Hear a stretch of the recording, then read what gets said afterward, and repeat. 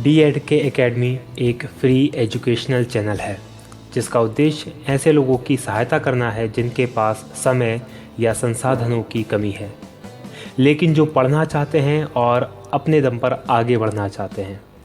हम ऐसे छात्रों को एक ऐसा मंच प्रदान करना चाहते हैं जहां सभी लोग अपनी पढ़ाई पूरी कर सकें, सशक्त बनें और जीवन में आगे बढ़कर समाज को और बेहतर बना सकें।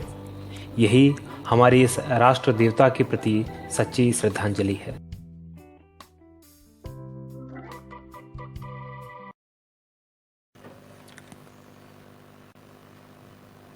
साथियों नमस्कार, बहुत स्वागत है आपका D&K एकेडमी के वीडियोस में। मैं हूं भगवत दांगी, फाउंडर D&K एकेडमी।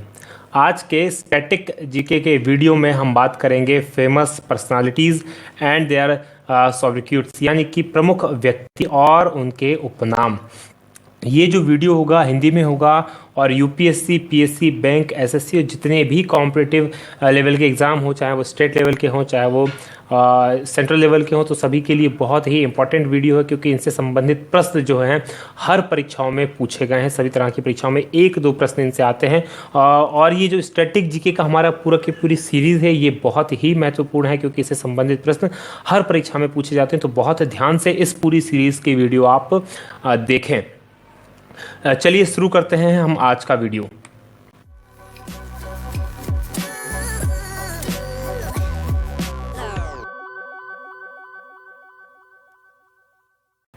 नमस्कार साथियों, बात करते हैं प्रमुख व्यक्ति और उनके उपनामों की। देखिए, जो पहले व्यक्ति हैं grand old man of India के नाम से जिन्हें जाना जाता है, वो है दादा भाई नेहरू। जो दादा भाई नेहरू रहे हैं, ये भारतीय इतिहास में जब भारत की स्वतंत्रता के समय प्रमुख स्वतंत्रता संग्राम सेनानी रहे हैं।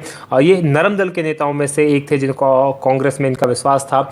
और ये जो पहले व्यक्ति थे, इनके द्वारा जो भारत की गरीबी है उसका आकलन किया गया था, साथ में प्रति व्यक्ति आय का आकलन भी इनके द्वारा किया गया था। और इनकी एक बहुत फेमस पुस्तक रही है the poverty in British rule in India करके इनकी पुस्तक थी, जो इनकी काफ़ी फेमस पुस्तक थी।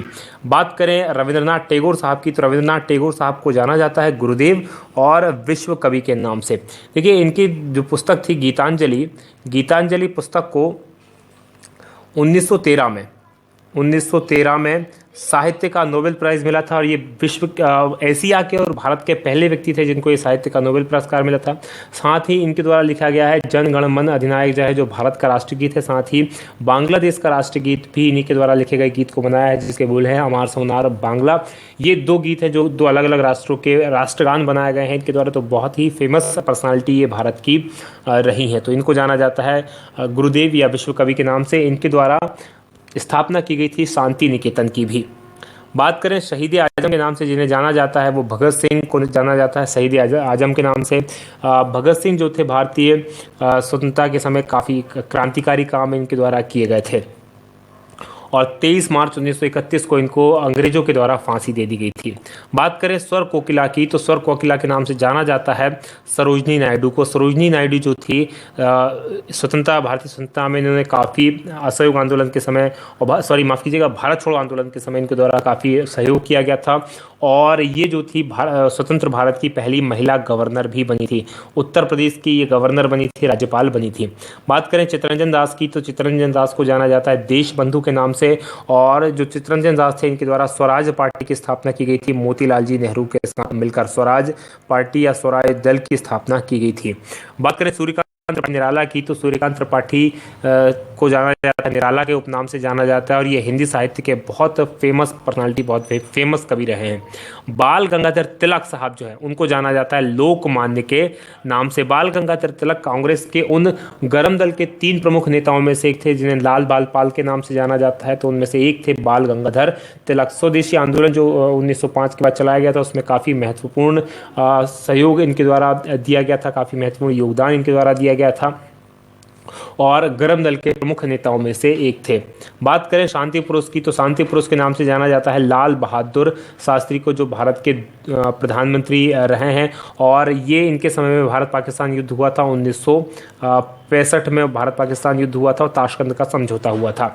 सुभाष चंद्र बोस साहब को जाना जाता है नेताजी के उपनाम से। और सुभाष चंद्र बोस साहब जो थे, ये कमांडर थे या कप्तान थे आज़ाद हिंद फौज के और प्रमुख स्वतंत्रता संग्राम सेनानी रहे। इनकी जो मृत्यु है उसके ऊपर काफ़ी संशय रहा है कि इनकी मृत्यु कैसे हुई, काफ़ी कंट्रोवर्शियल रही है और वर्तमान सरकार ने इनकी मृत्यु के संबंध में काफ़ी फाइलें भी ओपन की हैं। और तो ये इनको जाना जाता है नेताजी के उपनाम से। बात करें डॉक्टर राजेंद्र प्रसाद की, तो जो भारत के पहले राष्ट्रपति थे और 2 कार्यकाल तक एकमात्र ऐसे राष्ट्रपति रहे जो 2 कार्यकाल तक राष्ट्रपति रहे, इनको जाना जाता है देश रत्न के नाम से। और चौधरी देवीलाल जी को जाना जाता है ताऊ के नाम से। बात करें पंजाब केसरी के नाम से जिन्हें जाना जाता है, तो लाला लाजपत राय साहब को जाना जाता है पंजाब केसरी के नाम से। लाला लाजपत राय जो थे उन कांग्रेस के 3 प्रमुख गर्म दल के नेताओं में थे जिन्हें कि लाल बाल पाल के नाम से जाना जाता था, और उनमें से लाल के नाम से जिन्हें जाना जाता है वो है लाला लाजपत राय। 1927 में जब भारत में साइमन कमीशन आया था तो उसके विरोध करते समय इनको लाठी लगी थी और जिनसे इनकी मृत्यु हो गई थी, और फिर इनके बदला भगत सिंह राजगुरु ने इनकी मृत्यु का बदला लिया था। बात करें चक्रवर्ती राजगोपालाचारी साहब की, तो इनको जाना जाता है राजा जी के नाम से। चक्रवर्ती राजगोपालाचारी साहब हैं, ये भारत के स्वतंत्र भारत के अंतिम गवर्नर जनरल और भारत के प्रथम भारतीय गवर्नर जनरल ये रहे। महादेवी वर्मा जो छायावाद की प्रमुख कवयित्री थी, हिंदी की महत्वपूर्ण कवियों में इनका नाम आता है। इनको जाना जाता है आधुनिक मीरा के नाम से। कालिदास जी जो कि चंद्रगुप्त द्वितीय के दरबार में थे, चंद्रगुप्त द्वितीय या जिन्हें विक्रमादित्य कहा जाता है, उनके 9 रत्नों में से एक थे कालिदास जी। इनको जाना जाता है भारत का शेक्सपियर या महाकवि के नाम से। संस्कृत के ये कवि थे और इनके द्वारा काफ़ी फेमस नाटकों की रचना की गई। रचनाकार जैसे अभिज्ञान शकुंतलम, मालविकाग्निमित्रम, इस तरह से बहुत फेमस इनके नाटक है जिनकी रचना इनके द्वारा की गई है। मदन मोहन मालवीय जिन्होंने BHU की स्थापना की, बनारस हिंदू यूनिवर्सिटी की स्थापना की, इनको जाना जाता है महामना के नाम से। और जयप्रकाश नारायण जिनको जाना जाता है लोक नायक या JP के नाम से, और इनके द्वारा संपूर्ण क्रांति का नारा दिया गया था। और इंदिरा गांधी के समय 1970 के समय इनके द्वारा काफ़ी बड़े पैमाने पर आंदोलन किया गया था।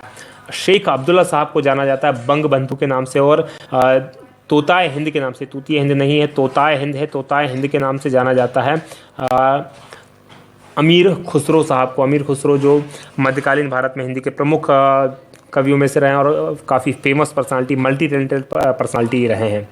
राजा राममोहन राय साहब जो इनको जाना जाता है भारतीय पुनर्जागरण के प्रभात या भारतीय पुनर्जागरण के नक्षत्र या भारतीय पुनर्जागरण के अग्रदूत के रूप में, क्योंकि सामाजिक आंदोलन प्रारंभ करने वाले, जो भारत के समाज सुधार के आंदोलन प्रारंभ करने वाले में सबसे अग्रदूत थे, पहले नेता थे, और पत्रकारिता के अग्रदूत के नाम से भी इन्हें जाना जाता है।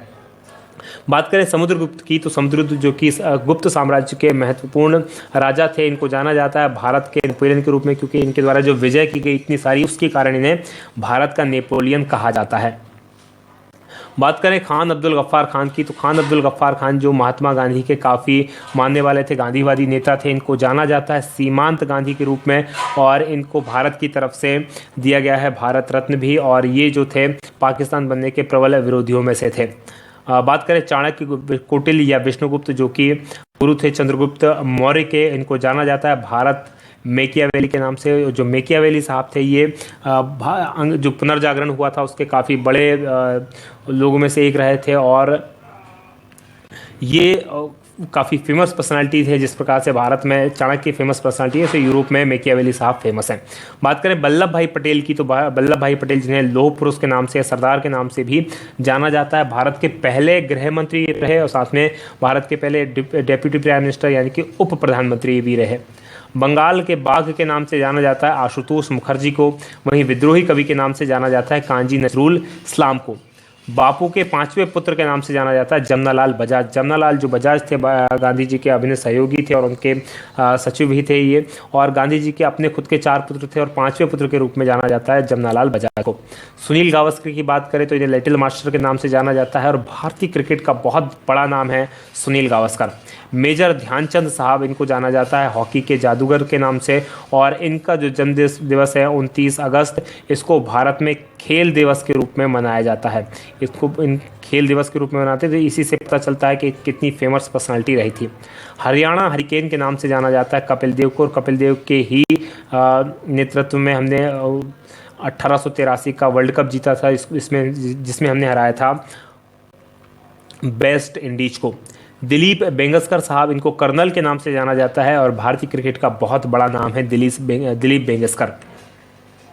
बात करें विरोधाभासों का मिश्रण, तो विरोधाभासों के मिश्रण के नाम से जाना जाता है मोहम्मद बिन तुगलक को। मोहम्मद बिन तुगलक जो थे उसके काफ़ी कंट्रोवर्शियल निर्णय रहे थे, काफ़ी विवादास्पद निर्णय रहे थे। इसने मुद्रा चलाने का निर्णय और अपनी राजधानी बदलने का निर्णय, इस तरह से कुछ अजीबोगरीब कुछ निर्णय लिए थे, तो ये विरोधाभासों का मिश्रण के नाम से इसे जाना जाता है। हालांकि काफ़ी हाईली क्वालिफाइड ये व्यक्ति था, एजुकेटेड था, काफ़ी ठीक ठाक था, दिमाग अच्छा था, लेकिन इसके जो फैसले थे वो अच्छे ज़्यादा नहीं थे। ईश्वर चंद्र बंदोपाध्याय की बात करें तो इन्हें विद्यासागर के नाम से जाना जाता है। ईश्वर चंद्र बंदोपाध्याय को ये भी बंगाल के काफ़ी समाज सुधारवादी नेताओं में से एक थे।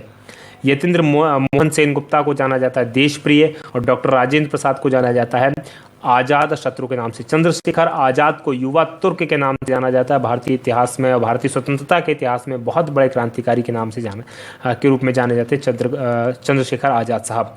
पीटी उषा को जाना जाता है उड़न परी के रूप में, और इनकी पुस्तक का नाम है गोल्डन गर्ल।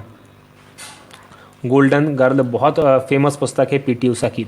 अनुग्रह नारायण सिंह को जाना जाता है बिहार विभूति के नाम से, और घुंडीराज गोविंद फाल्के जिन्हें दादा साहब फाल्के भी कहते हैं, दादा साहब फाल्के को जाना जाता है भारतीय फिल्मों के पितामह, क्योंकि सबसे पहले इन्हीं के द्वारा फिल्मों की शुरुआत की गई थी 1913 से। बात करें मोहम्मद अली जिन्ना की, तो जो पाकिस्तान बनने के लिए जो जिम्मेदार है उसको जाना जाता है कायदे आजम के नाम से। और ये जो कायदे आजम का नाम दिया था सरोजनी नायडू ने, महात्मा गांधी ने ये नाम दिया था, और सरोजनी नायडू ने शांति का अग्रदूत के नाम से पुकारा था। एडोल्फ हिटलर की बात करें तो एडोल्फ हिटलर जो जर्मनी का तानाशाह था उसे जाना जाता है फ्यूरर के नाम से। फादर ऑफ इंग्लिश पोइट्री के नाम से जाना जाता है जोफी चौसर साहब को। गुजरात के जनक के रूप में जाना जाता है सैयद बंधु को, और ब्लेक गांधी के रूप में जाना जाता है मार्टिन लूथर किंग साहब, जो कि एक प्रमुख धार्मिक नेता रहे हैं यूरोप के। बात करें एनी बिसेंट की, तो एनी बिसेंट को जाना जाता है माता बसंत के रूप में। एनी बिसेंट जो कि एक आयरिश लेडी थी, आयरलैंड की रहने वाली थी ये, और ये कांग्रेस की पहली महिला अध्यक्षा भी बनी थी 1917 में, और ये इनके द्वारा होम रूल लीग की स्थापना की गई थी भारत के अंदर। होम रूल लीग की इनके द्वारा स्थापना की गई थी। बात करें देश बंधु के नाम से दीन बंधु के नाम से जाना जाता है CF एंड्यूस को। वहीं दादा भाई नेहरू जी को वयोवृद्ध पुरुष के रूप में जाना जाता है। लाल बाल पाल के नाम से लाला लाजपत राय, बाल गंगाधर तिलक और विपिन चंद्र पाल को जाना जाता है।